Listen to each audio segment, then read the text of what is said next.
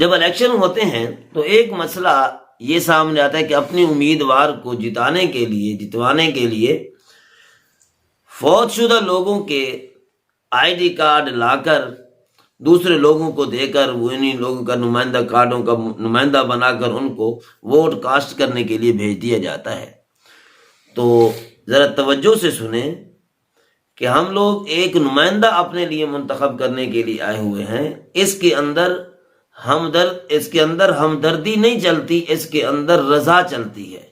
کون کس کی حمایت کرتا ہے، آزادانہ رائے دینا ہر ایک کا حق ہے۔ اب ایک آدمی قبر میں پہنچ چکا ہے، اس کا سانس نہیں ہے، اس کی مرضی کا کوئی اعتبار نہیں ہے، وہ آپ کو اپنی مرضی سے بھیج نہیں سکتا، تو اس کے شناختی کارڈ کی کوئی اہمیت نہیں ہے۔ آپ اس بارے میں، بلکہ جو آدمی اس کو استعمال کر کے ووٹ کاسٹ کرے گا وہ مجرم ہوگا، اس سے جرم سرزد ہو رہا ہے کہ جب کوئی آدمی، وہ آدمی ہی نہیں ہے، مالک ہی نہیں ہے، تو آپ اس کی جگہ پہ ووٹ کاسٹ کیوں کر رہے ہیں؟ کیوں کہ ہر آدمی نے رائے دینی ہے، وہ رائے دینے والا قبر میں پہنچ چکا ہے۔ یہی کام تو ایک روایت کے مطابق کافر لوگوں نے کیا تھا، الہاکم التکاثر حتی زرتم المقابر۔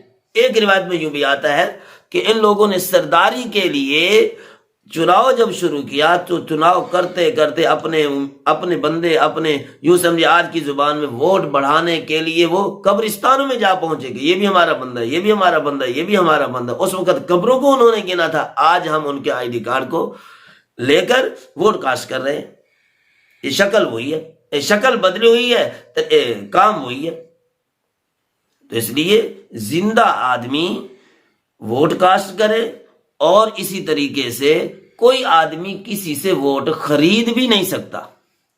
یہ طریقہ بھی غلط ہے کہ امیدوار بعض جگہ پر پیسے دے کر رائے بدلنا چاہتے ہیں، تو یہ طریقہ بھی ٹھیک نہیں ہے۔